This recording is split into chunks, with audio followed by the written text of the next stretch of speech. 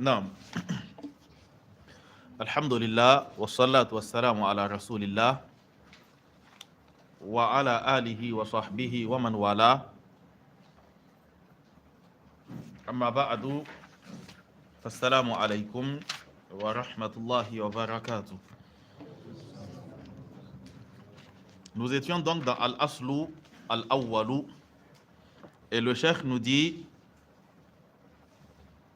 فإذا قيل لك بما عرفت ربك فإذا قيل لك quand on te dira بما عرفت ربك فقل بآياته ومخلوقاته ومن آياته الليل والنهار والشمس والقمر ومن مخلوقاته السماوات السبع والأرضون السبع ومن فيهن وما بينهما والدليل قوله تعالى ومن آياته الليل والنهار والشمس والقمر لا تسجدوا للشمس ولا للقمر واسجدوا لله الذي خلقهن إن كنتم إياه تعبدون وقوله تعالى إن ربكم الله القمر والنجوم مسخرات بأمره ألا له الخلق والأمر تبارك الله رب العالمين.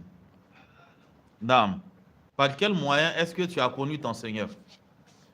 Il dit Faqul, répond en disant je l'ai connu bi ayatihi, par ses signes, wa makhluqatihi, et ses créatures. Je l'ai connu par ses signes et ses créatures. Quand on parle de al-ayat, nous avons dit que c'est jam'u ayatin. Le mufrad, le singulier, c'est ayatun. Et le pluriel, c'est ayatun. Ou encore ayun. Ok, on dit ayun aussi, comme un jam'u taksir. Donc, ayatun, ça sera le jam'u salim. Et quand on dit al-ayatu, c'est dans le sens de al-alamatu wad-dilalatu. Donc, c'est le signe qui montre que la chose est. Comme dans le hadith où le prophète sallallahu alayhi wa sallam dit que ayatul munafiqi thalath. Les signes de l'hypocrisie sont au nombre de 3. Ok? Donc, le signe qui montre qu'il y a des traces d'hypocrisie. Donc, le prophète sallallahu alayhi wa sallam, il a utilisé le mot ayatun. Donc, dit, je l'ai connu bi ayatihi. Quand on dit al-ayat, il y a ce qu'on appelle al-ayatu al-kawniyya et al-ayatu al-shar'iyya. Al-ayatu al-kawniyya, ce sont les choses qu'on voit tout simplement d'entre les signes de la puissance, de l'unicité et de la grandeur d'Allah subhanahu wa ta'ala. Et quand on parle des ayats qui sont shar'iyya, ce sont donc les versets du Coran. Donc, c'est pour cela qu'on les appelle des ayats. Donc, le cheikh nous dit, je l'ai connu bi ayatihi, par ses signes. Wa makhluqatihi, et par ses créatures. Makhluqat, c'est le ismu maf'oul de khalaqa, khuliqa. Ok? Donc, makhlouq, donc ce qui a été créé. Et le ismu fa'il sera al-khaliqu, al-makhlouqu. Al-khaliq, c'est lui qui a créé. Al-makhlouqu, c'est lui qui a été créé. Comme al-fa'ilu et al-maf'oul. Ok? Donc, je l'ai connu par ses signes et par ses créatures. Wa min ayatihi, et parmi ces signes, il y a al-laylu wan-naharu wash-shamsu wal-qamaru. Ici, il nous parle de ces signes. Pourtant, ce sont aussi des créatures. Mais pourquoi est-ce qu'il les a cités parmi les signes? C'est parce qu'il s'agit d'entités passagères. Ce sont des choses qui ne persistent pas. Il dit que parmi les signes, ce sont des phénomènes et non pas des choses palpables. Donc, wa min ayatihi, parmi les signes d'Allah subhanahu wa ta'ala, il y a al-laylu wan-naharu, la nuit et le jour. Wa shamsu, le soleil, wal qamaru, et la lune. Donc c'est cela qu'il a appelé les signes. Ça, il les a appelés ayat, parce qu'ils ne sont pas thabita, ils ne sont pas fixes. C'est-à-dire que ce qui est fixe a tendance souvent à passer inaperçu.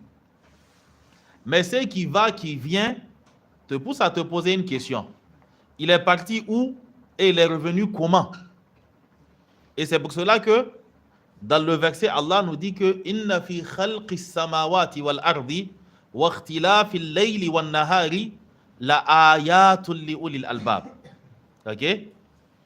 La ayatul li ulil albab. Il y a en cela la ayat des versets donc pour ceux qui réfléchissent. OK? Donc inna fi dhalika inna fi khalqis samawati wal ardi wa ikhtilafil layli wan nahari la ayatul li ulil albab. Donc Allah, parmi ces signes, il y a Al-Laylu. Al-Laylu, qui désigne donc la nuit. Et cette nuit, elle vient, Allah l'impose à ses créatures. Et quand elle vient, tu n'as pas le choix que de patienter qu'elle s'en aille. Tu ne pourras pas la faire disparaître. OK? Et surtout que la nuit, souvent, elle met dans un état où tu es pressé qu'il fasse jour.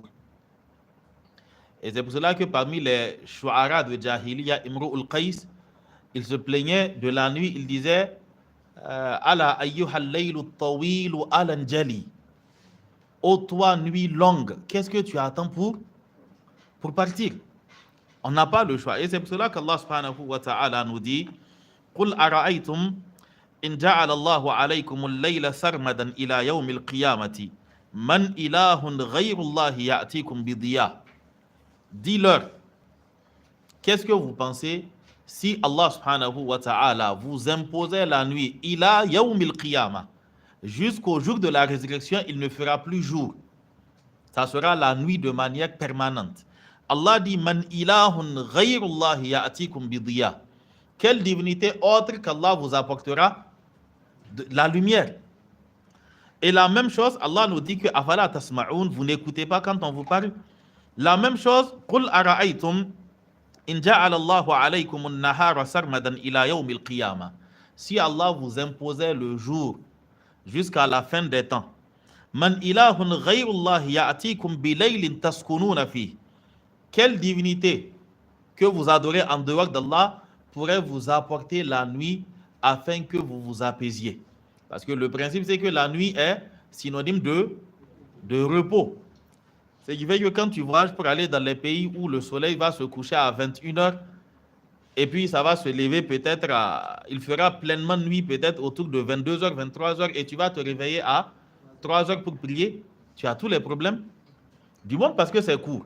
Et tant que le cerveau ne verra pas l'obscurité, il se dira qu'il n'est pas encore l'heure de dormir. Allah dit, d'où est-ce que quelqu'un pourra faire venir le jour si je décide qu'il fera permanemment nuit? Et qui pourra amener aussi la nuit si je dis qu'il fera permanemment jour? Allah subhanahu wa ta'ala nous dit Afala tubsirun. Et là Allah nous rappelle le grand bienfait qu'il y a dans le jour et la nuit. Allah nous dit donc dans la sourate Qasas Wa min rahmatihi ja'ala lakumul layla wan nahara litaskunu fihi wa litabtaghu min fadlihi wa la'allakum tashkurun. Et Allah subhanahu wa ta'ala, par sa miséricorde, il vous a assigné la nuit et le jour, afin que vous vous reposiez dans l'un, bien dans l'une, la nuit, et que vous recherchiez la grâce d'Allah subhanahu wa ta'ala dans l'autre qui est le jour. Allah nous dit, wa la'allakum tashkurun. Peut-être qu'ainsi vous serez reconnaissants envers Allah subhanahu wa ta'ala. Donc, parmi les signes, il y a le jour, la nuit, le soleil et la lune. Wa min makhluqatihi, et parmi les créatures d'Allah subhanahu wa ta'ala, nous avons as-samawatu as-sab'u, les 7 cieux, wal arduna as-sab'u, ainsi que les 7 terres. C'est ça? As-samawatu as-sab'u wal arduna as-sab'u. Donc les 7 cieux et les 7 terres. Il y a plusieurs textes montrant qu'il y a autant de autant de terre que de cieux. Comme qu'Allah subhanahu wa ta'ala, après avoir donc parlé de la création des cieux, du fait qu'il y en ait 7, Allah dit wa min al-ardi mithlahunna. Et au niveau de la terre, mithlahunna, il a fait comme il a fait pour le ciel. Ou quand le prophète sallallahu alayhi wa sallam dit que à toute personne qu'on accordera, à toute personne à laquelle on accordera donc une portion de terre qui ne lui appartient pas. Mais il a fait un faux procès, il a dit que c'est à lui, on lui a accordé. Le prophète sallallahu alayhi wa sallam, il dit qu'on va découper la terre de la première terre jusqu'à la 7e terre et on la lui mettra au cou le jour de la résurrection. Naam. Ce sont des choses qui sont assez récurrentes de nos jours. Waddalilu, j'ai sauté. Donc, wa min makhluqatihi as-samawatu as-sab'u. Parmi ces signes, parmi ces créatures afwan, il y a les 7 cieux, wal arduna as-sab'u, ainsi que les 7 terres. Al-ardu, il fait son jam'u en al-arduna, il fait aussi son jam'u en al-arabi. Donc, comment? Le ra, c'est avec un soukoun. Il a mis fatha ou bien quoi? Donc, c'est un soukoun. Wal arduna as-sab'u. Wa ma fihinna. Et c'est qu'il y a entre elles, c'est-à-dire entre les cieux et entre la terre, wa ma baynahuma, et c'est qu'il y a entre les deux, c'est-à-dire entre ciel et terre. C'est qu'il y a entre le premier ciel et le deuxième et le troisième, et ainsi de suite. C'est qu'il y a entre la première terre et la deuxième et la troisième. Wa ma baynahuma, et c'est qu'il y a entre les deux entités. Donc tout cela fait partie des créatures d'Allah subhanahu wa ta'ala. Wa dalilu qawluhu ta'ala, et l'argument est la parole d'Allah subhanahu wa ta'ala. Wa min ayatihi, fait partie des signes d'Allah subhanahu wa ta'ala, al-laylu wa naharu, le soleil et al-laylu, la nuit, wa naharu, ainsi que le jour, wa shamsu, le soleil, wal qamaru, ainsi que la lune. La tasjudu lish-shamsi wala lil-qamari. Ne vous prosternez ni pour le soleil ni pour la lune. Wasjudu lillahi, mais prosternez-vous plutôt pour Allah subhanahu wa ta'ala, alladhi khalaqahunna, lui Allah qui les a créés. Prosternez-vous plutôt pour Allah subhanahu wa ta'ala, alladhi khalaqahunna, lui qui les a créés, in kuntum iyyahu ta'budun. Si c'est vraiment lui seul que vous adorez, alors vous ne devez pas vous prosterner pour le soleil ou pour la lune. Ici, il a évoqué al-laylu, al-naharu, al-shamsu, al-qamaru, et il nous dit la tasjudu lish-shamsi wala lil-qamari. Pourquoi il n'a pas parlé de la tasjudu lil-layli wala lil-nahari? Parce que ce sont tout simplement des implications du soleil. Le soleil est là, il fait jour. Il n'est pas là, il fait nuit. Mais le soleil et la lune, ce sont des choses que les gens ont adorées dans l'histoire. Ils les ont réellement adorées. Mais cela fait partie tout simplement des signes d'Allah subhanahu wa ta'ala. Quand le prophète sallallahu alayhi wa sallam avait perdu son fils Ibrahim, il y a eu éclipse. C'est la technique pour éviter le 1 ou le 1. Il y a eu donc éclipse. Ok? Maintenant, quand il y a eu éclipse, les gens ont commencé à dire que c'est parce que Ibrahim, le fils du prophète sallallahu alayhi wa sallam, est décédé. C'est pour cela qu'il y a eu éclipse. Parce que dans la conscience des gens, et même de nos jours, les gens ont cela, c'est-à-dire qu'un événement sur Terre pourrait être caractérisé par des événements au ciel. Ok? Pourtant, il n'y a pas de lien. Parce que avant, dès qu'il y a ce genre de phénomène, on dit qu'il y a une grande personnalité qui est née ou une grande personnalité qui est décédée. Et donc le prophète sallallahu alayhi wa sallam, qui ne rate jamais l'occasion de rappeler aux gens l'unicité d'Allah subhanahu wa ta'ala et le fait que personne n'a droit en fait à un attribut d'Allah subhanahu wa ta'ala, il leur dit que inna shamsa wal qamara ayatani min ayatillahi. Le soleil et la lune sont deux signes d'entre les signes d'Allah subhanahu wa ta'ala. La yankasifani li mawti ahadin wala li hayatihi.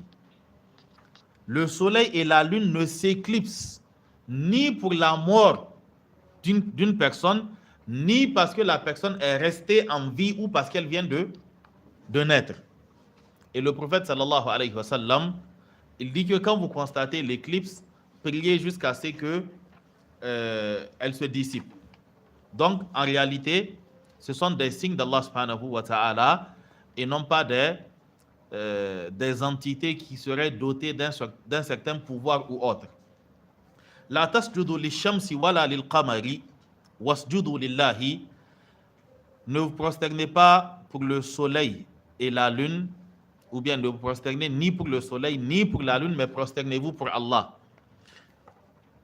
Parmi les formes de magie qui existent, il y a la magie des Zoroastriens, notamment le peuple de Ibrahim. Okay? Et de nos jours, ça continue encore avec des trucs tels que l'horoscope. Okay? L'horoscope qui est basé donc sur les 12 signes du zodiaque. On considère que quand tu es né de tel jour à tel jour, alors tu es un bélier, ou bien tu es un poisson, ou bien tu es scorpion, ou bien tu es capricorne, ou bien tu es un lion, ou bien tu es cancer aussi gros. Ok? Et donc, avant à la radio, les matinées, et souvent après 15 heures, il y avait des émissions spéciales.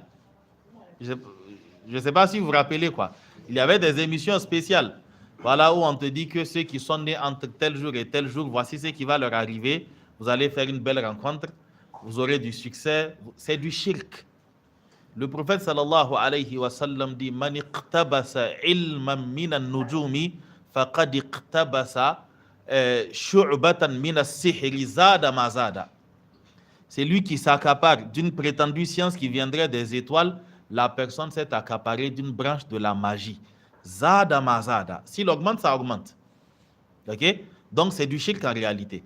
Parce que ce sont des gens qui relient en fait les événements qui ont lieu sur Terre à des événements qui seraient liés aux astres. Donc quand tel astre fait tel mouvement ou autre, il y a des choses liées au génie et autres qui vont leur dire que voici l'explication de la chose. Okay? Et ce sont justement sur base de ces croyances que nous avons certaines expressions. Quand on te dit que ni handeli akusano quoi. Ok? On te dit que ton étoile c'est yadouché quoi. Voilà, ça n'aimait pas bien. C'est-à-dire que ton étoile s'est assombrie. Ok? Et quand vient le jour de ton jour, le jour où tu es, voilà, où tu as atteint certains sommets, on te dit que, voilà, ahanderia no kai quoi. Voilà, c'est ton étoile qui s'est pointée. En réalité, ça vient de ces choses-là.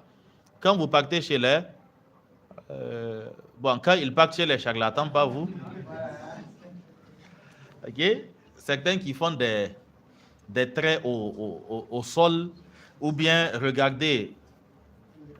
Au point, ils ont écrit certains documents, hein, comme par exemple,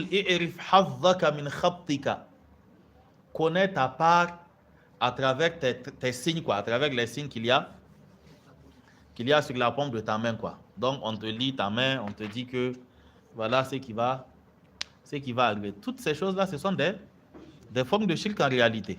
Ok? Non.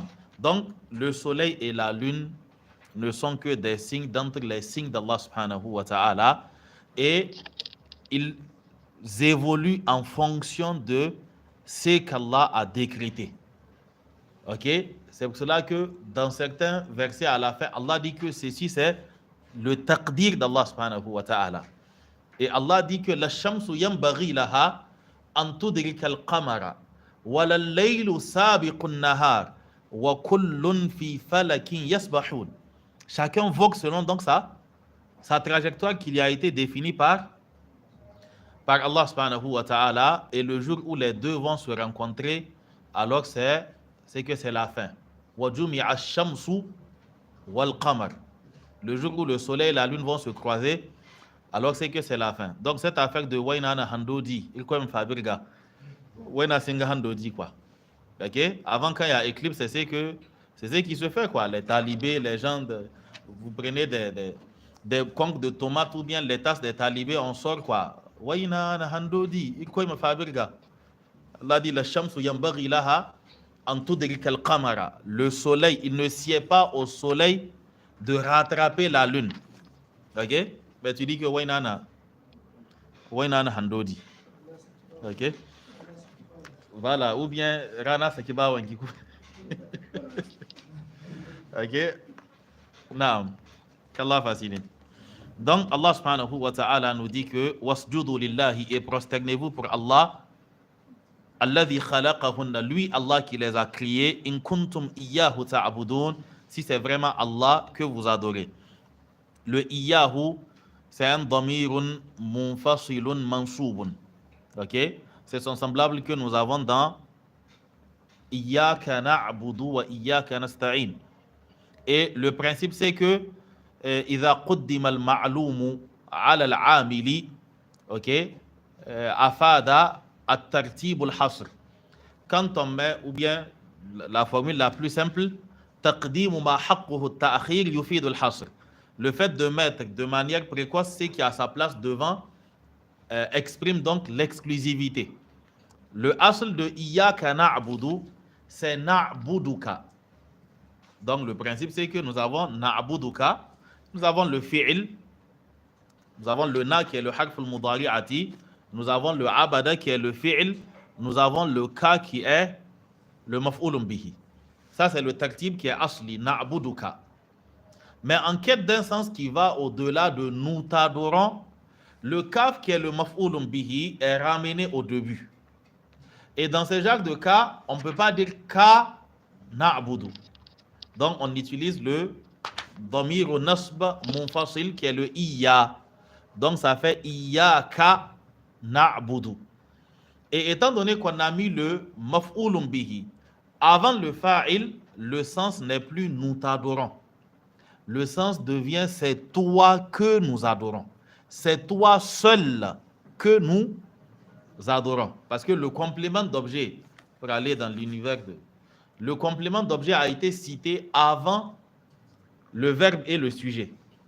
Et donc dans ce cas, ça exprime l'exclusivité. Donc c'est la même chose que nous avons ici. In kuntum iyyahu ta'budun. Si c'est lui seul que vous adorez, alors vous devez vous prosterner pour lui et non pas pour ses créatures. OK? Donc Allah subhanahu wa ta'ala nous dit qu'on n'a pas à se prosterner pour ses créatures, mais plutôt qu'on doit se prosterner pour lui Allah. Parmi donc les arguments, les signes de l'unicité d'Allah subhanahu wa ta'ala, ou les signes par lesquels nous avons connu notre Seigneur, il y a les éléments qu'il va nous citer dans ce verset, où Allah nous dit Inna rabbakumullahu. Inna rabbakum, votre Seigneur, ay inna khaliqakum wa raziqakum wa mudabbira amrikum, votre Créateur qui pourvoit à vos besoins et qui administre tout, Allahu est Allah. Inna rabbakum Allahu. Vous avez le inna, vous avez le ism de inna et son khabar. Inna rabbakum Allahu. Donc, votre Seigneur, votre Créateur est Allah. Alladhi khalaqa as-samawati wal arda, qui a créé les cieux et la terre, fi sittati ayyamin, en 6 jours. Thumma stawa ala al-arsh, et ensuite il s'est établi sur le trône. Allah subhanahu wa ta'ala il a créé les cieux et la terre, qui sont des créatures immenses, en 6 jours. Allah subhanahu wa ta'ala, il était qadirun ala an yakhluqaha fi lahzatin. Allah, il est capable de les créer en un seul instant. Innama amruhu idha arada shay'an an yaqula lahu kun fayakun.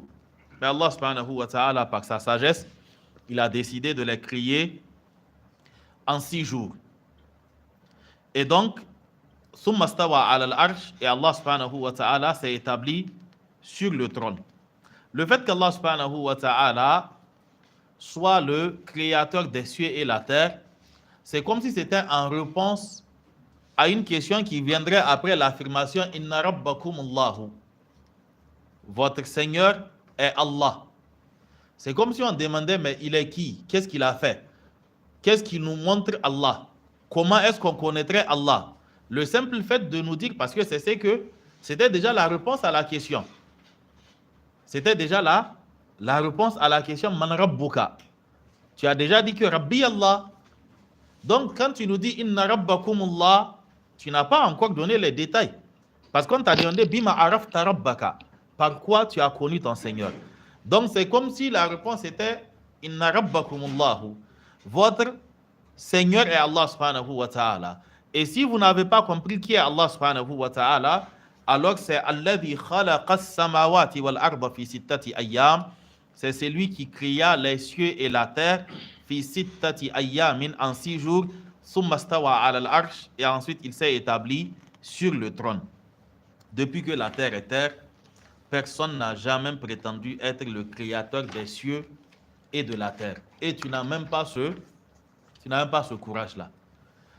Tu ne peux pas dire que tu as créé quelque chose parce que toi, on t'a vu naître et grandir.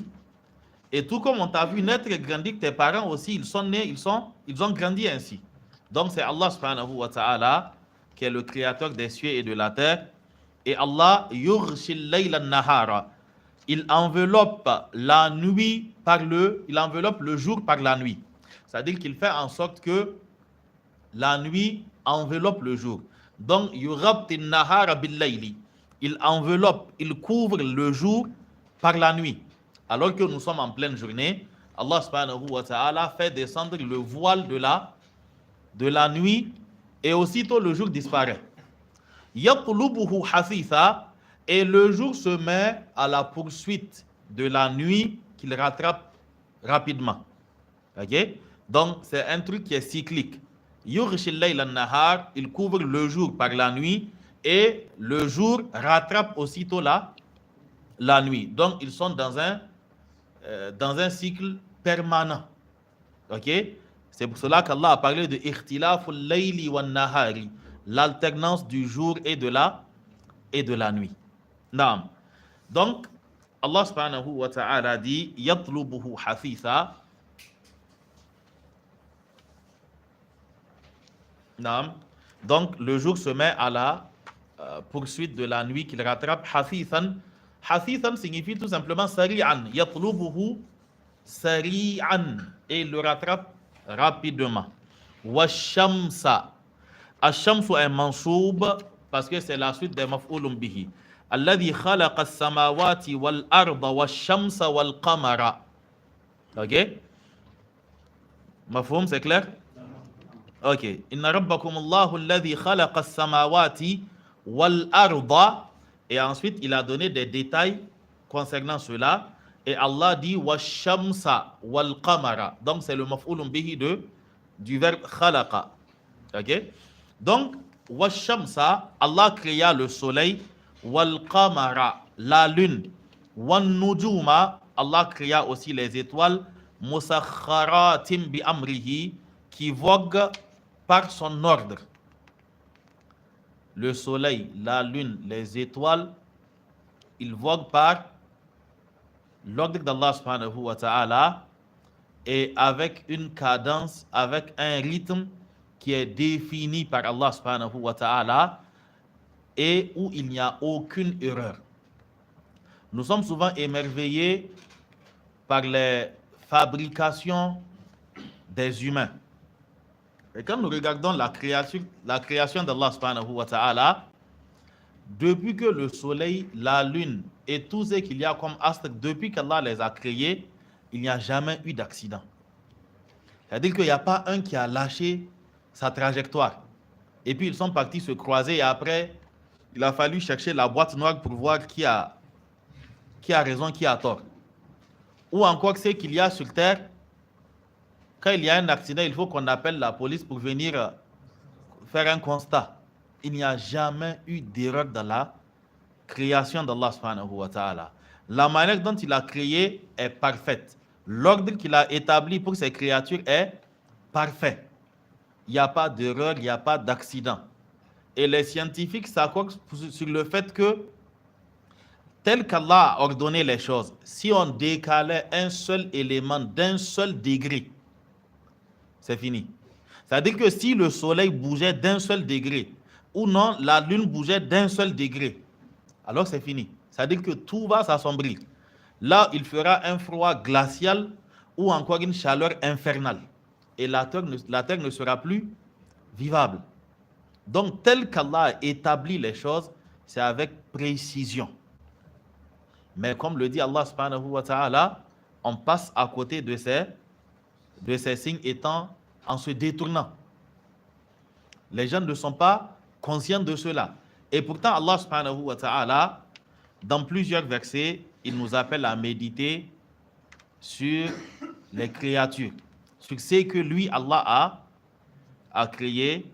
Et malheureusement, de nos jours, pris dans le tourbillon de la vie moderne, on a du temps pour rien.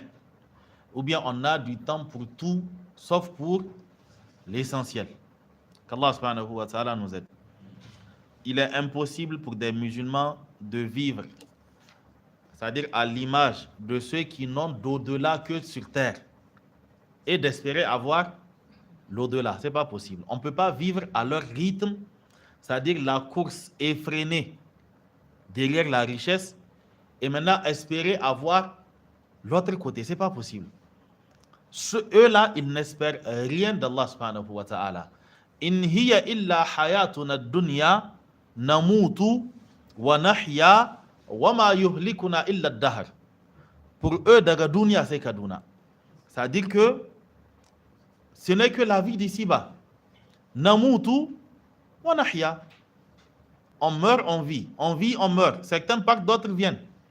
Wa ma yuhlikuna illa ad-dahr.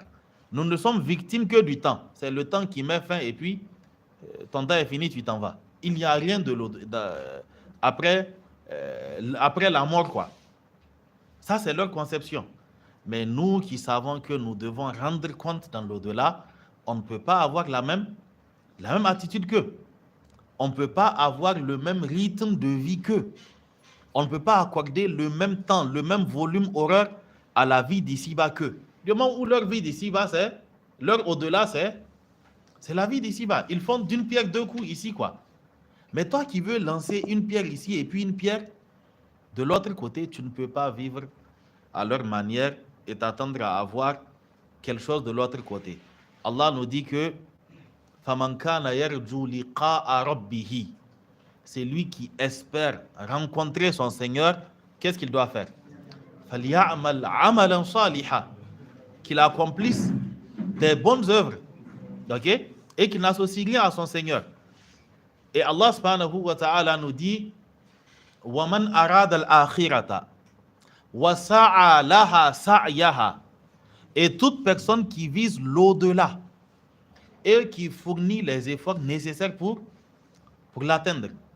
Et c'est pour cela qu'Allah, quand il a cité des créatures différentes, il nous rappelle cette réalité qu'on ne peut pas être les mêmes. Allah nous dit Wallayli idha yaghsha, par la nuit quand elle enveloppe. Wan nahari idha tajalla, et ils sont contraires maintenant le jour quand elle édifie ou bien quand elle éblouit. Allah nous dit ensuite quoi? Wa ma khalaqa adh-dhakara wal untha, et par celui qui créa le mâle et la femelle. Et Allah nous dit Jawabul qasam inna sa'yakum la shatta. Vos efforts فأما من أعطى واتقى وصدق بالحسنى فسنيسره لليسرى وأما من بخل واستغنى وكذب بالحسنى فسنيسره للعسرى. Ok, jusqu'à la fin donc des versets. Qu'Allah subhanahu wa ta'ala nous pardonne pour nos insuffisances. Nous allons arrêter ici, Inch'Allah, et revenir sur ce verset la prochaine fois, bi-iznillahi ta'ala. Naam. Pour ce qui concerne le programme de Ramadan, comment ça se fera et tous les détails qui vont avec, Inch'Allah, à l'assise du jeudi prochain, nous allons en parler. Bi-iznillahi ta'ala. Subhanakallahumma wa bihamdik, ashhadu an la ilaha illa ant, astaghfiruka wa atubu ilayk, wa sallallahu ala nabiyyina Muhammad wa ala alihi wa sahbihi wa sallam. Wassalamu alaykum wa rahmatullahi wa barakatuh.